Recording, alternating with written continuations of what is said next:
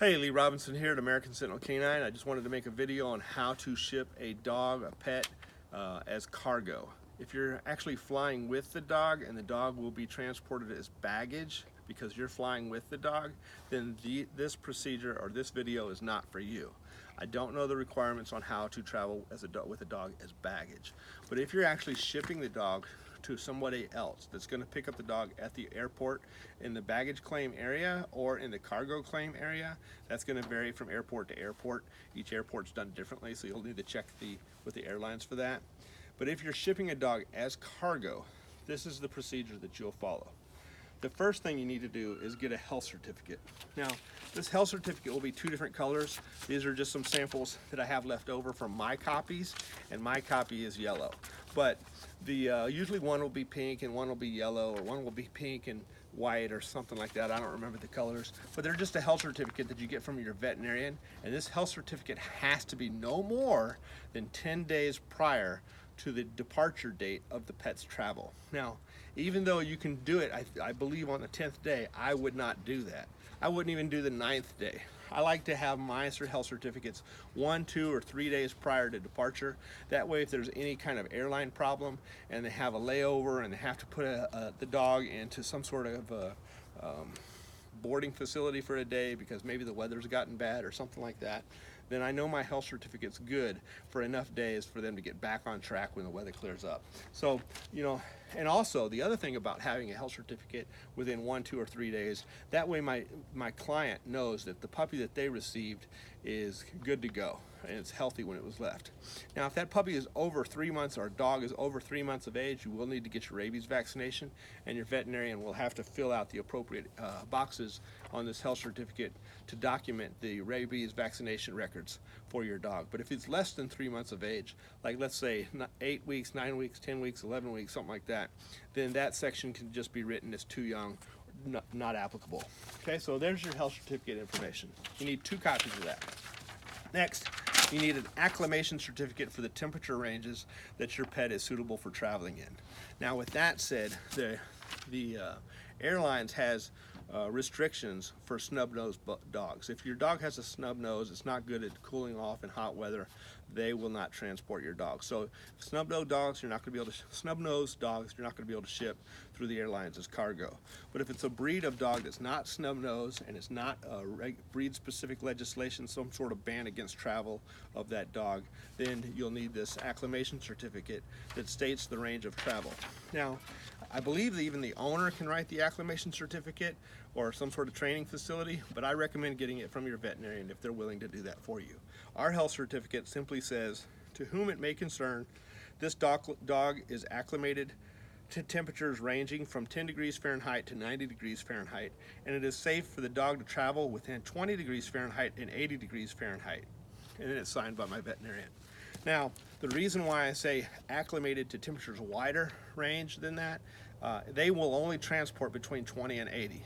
So you want your travel part to specify the 20 to 80% range. And if you have that your dog is good outside of those ranges, that should be fine.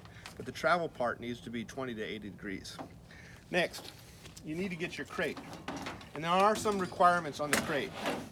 The crate has to be fixed, the top and lower units must be fixed together with metal hardware. If you only have plastic hardware, they can refuse the crate as unacceptable. It has to be secured by metal hardware.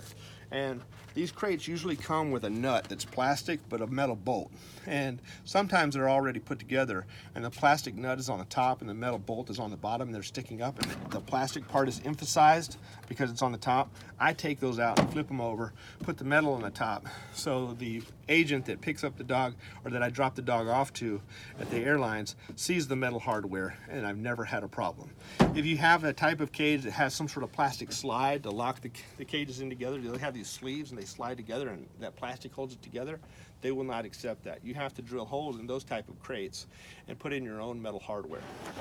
Next, the crate must be large enough so when the dog is inside the crate and it's standing on all 4 legs and its head is in a slightly elevated natural position, the ears cannot touch the top of the crate. If the ears touch the top of the crate, they can refuse acceptance of that crate because the dog needs to be able to turn around freely, sit down, stand up, and do everything without touching the top of the crate. Okay, so there's that details. Next thing, you have to have some sort of absorbent bedding material that can absorb urine or fecal matter if they happen to have a bowel movement during transport. Now, this is a medium-sized cage. If you go up to an intermediate, which is a little bit bigger than this, what I will simply do is I'll take this towel and fold it so the edge is halfway down, and then fold it again. And that gives me a tri-fold, 3 folds, and that fits really good in the intermediate cages. For the smaller medium cage, that's not how I fold it. I fold it in half like this, and then in half like this. And we buy these towels as bulk for just dog transport. And I like to put the seamless side, instead of here you have 4 edges, it's kind of tacky looking in my opinion. I like to put the seamless side in the front.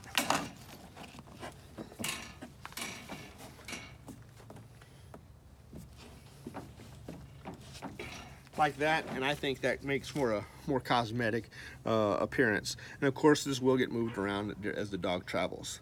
Now, the next thing that's required is the door must have 2 bowls in it. Now, here we have a single bowl that's divided into 2 separate storage areas, and this is acceptable. So I affix these to the cage. They have snaps, and before I push them down, I check the wobble. I like to find a spot that doesn't have much wobble, and if you get it just right, you'll find a place where it kind of doesn't wobble at all.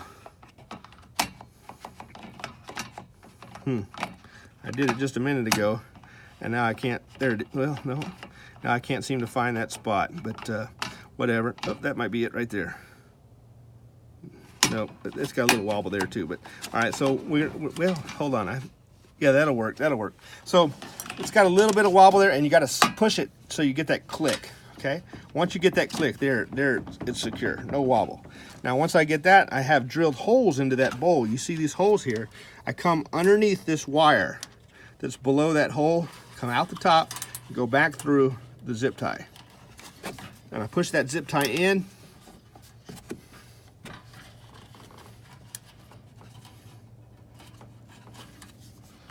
I push it in, and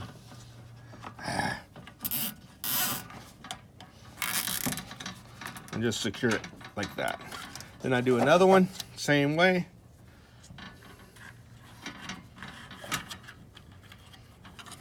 And this will prevent the dog from knocking the bowl off of the little snap. Okay, now that's not going anywhere. By pulling it only on a wire below the ridge and not going over a wire above. If you go over the top wire, it'll slide up. So do not go over this top wire. Just go under the lower wire.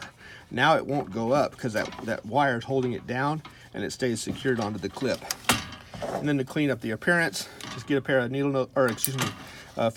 toenail clippers or fingernail clippers and clip off the excess. Now you have your crate ready. The last thing you need to do is you need to have a bottle of water. Take that with you, it is required. And then a supply of dog food. This is a little too much, really. A regular sandwich size Ziploc bag is good. Fold that up and put that on the top. So you've got your bedding, your 2 bowls, your metal hardware, a cage big enough, your health certificates, and your Acclamation Certificate. If you do all that, you should not have any problems as long as you're not dealing with a breed that's regulated against travel. So anyway, Lee Robinson, American Sentinel K9, I hope this helps you out.